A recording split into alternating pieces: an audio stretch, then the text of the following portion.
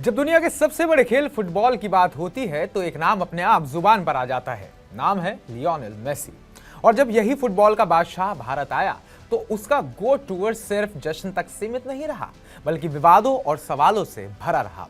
कोलकाता के salt lake stadium से लेकर गुजरात के जामनगर तक मेसी का यह भारत दौरा लगातार चर्चा में बना रहा। लेकिन सबके बीच लोगों के मन में एक सबसे बड़ा सवाल यही है, आखिर लियोनेल मेसी भारत के इस दौरे से कितना पैसा कमा कर ले गए। चलिए आज आपको इसी सवाल का पूरा और साफ साफ जवाब देते हैं। नमस्कार, मैं उत्कर्ष प्रताप सिंह और आप देख रहे हैं TV9 भारतवर्ष। सबसे पहले बात करते हैं कोलकाता की, जहां 13 दिसंबर को सॉल्ट लेक स्टेडियम में मेसी का कार्यक्रम होना था। हजारों फैंस से महंगे टिकट खरीदे थे, लेकिन मैदान पर हालात बेकाबू हो गए। भीड़ सीधे ग्राउंड में घुस आई, सुरक्षा व्यवस्था पूरी तरह फेल हो गई और मेसी को चारों तरफ से घेर लिया गया। बाद में सामने आया कि मेसी को पहले से ही बताया गया था कि उन्हें छुआ या गले लगाया नहीं जाएगा, लेकिन इसके बावजूद ऐसा हुआ।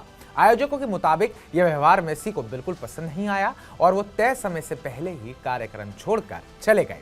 इस इवेंट के चीफ ऑर्गेनाइजर शताद्रु दत्ता की गिरफ्तारी के बाद कई चौंकाने वाले खुलासे हुए। उन्होंने जांच एजेंसियों को बताया कि शुरू में सिर्फ 150 ग्राउंड पास जारी किए गए थे, लेकिन एक बेहद प्रभावशाली व्यक्ति के स्टेडियम पहुंचते ही पासों की संख्या अचानक बढ़ा दी गई। इसी फैसले ने पूरे इवेंट का फ्लो बिगाड़ दिया और भीड़ पर कोई नियंत्रण नहीं कर पाया। पुलिस अब ये जांच कर रही है कि आखिर किसके दबाव में सुरक्षा से समझौता हुआ। विवाद यहीं खत्म नहीं हुआ। पश्चिम बंगाल के तत्कालीन खेल मंत्री आरूप विश्वास भी पूरे कार्यक्रम के दौरान मेसी के बेहद करीब नजर आए। तस्वीरों और वीडियो में उन्हें मेसी को पकड़कर फोटो खिंचवाते भी देखा गया, जिसके बाद आरोप लगे कि उन्होंने अपने रिश्तेदारों और करीबी लोगों को मैदान तक पहुंच दिलवाई। बढ़ते विवाद के बाद आरूप विश्वास ने पूरी जांच होने तक अपने पद से इस्तीफा दे दिया। अब जरा बात करते हैं मेसी के वानतारा टूर की भी, क्योंकि वो भी काफी चर्चा में रहा, जिसने इस दौरे को एक अलग रंग दिया।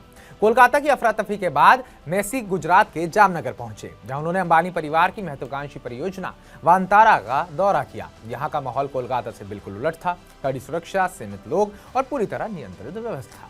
मेसी ने वाइल्ड लाइफ कंजर्वेशन से जुड़े इस प्रोजेक्ट को करीब से देखा और जानवरों की देखभाल और संरक्षण के प्रयासों की तारीफ भी की। सोशल मीडिया पर उनकी जामनगर यात्रा की तस्वीरें और वीडियो जमकर वायरल हुए और फैंस ने इसे भारत में मेसी के दौरे का सबसे सुकून भरा पल बताया, यानी कि इज्जत बच गई। अब आते हैं उस सवाल पर जिसने सबसे ज्यादा सुर्खियां बटोरी, यानी कि पैसा। SIT की जांच में सामने आया है कि लियोनेल मेसी को भारत दौरे के लिए 79 करोड़ रुपए की फीस दी गई, जबकि 11 करोड़ टैक्स के रूप में सरकार को दिए गए। यानी कुल मिलाकर इस दौरे पर 100 करोड़ रुपए का खर्च आया। आयोजकों के मुताबिक इस रकम का लगभग 30% स्पॉन्सरशिप से और 30% टिकट बिक्री से जुटाया गया था। जांच एजेंसी ने शताद्रु दत्ता के बैंक खातों में 20 करोड़ से ज्यादा की रकम फ्रीज की है। दत्ता का दावा है कि यह पैसा कोलकाता और हैदराबाद में हुए मेसी इवेंट्स की टिकट बिक्री और स्पॉन्सर से आया था। हालांकि SIT अब इन दावों की दस्तावेजों की बारीकी से जांच भी कर रही है। उनके घर से कई अहम कागजात भी जब्त किए गए हैं। पूरे मामले की जांच के लिए पश्चिम बंगाल सरकार ने वरिष्ठ IPS अधिकारियों की एक विशेष जांच टीम गठित करी है, जो टिकट घोटाले, सुरक्षा में चूक, पैसों के लेन देन और आयोजकों व नेताओं की भूमिका पर हर पहलू से पड़ताल कर रही है। कुल मिलाकर लियोनेल मेसी का भारत दौरा फुटबॉल प्रेमियों के लिए यादगार होना था, लेकिन ये अव्यवस्था, सत्ता की दखल, करोड़ों की लेन देन और जांच की कहानी बन गया। जामनगर के वनतारा में जहां सब कुछ अनुशासन और शांति से हुआ, वहीं कोलकाता में वही दौरा सवालों और विवादों में उलझ गया।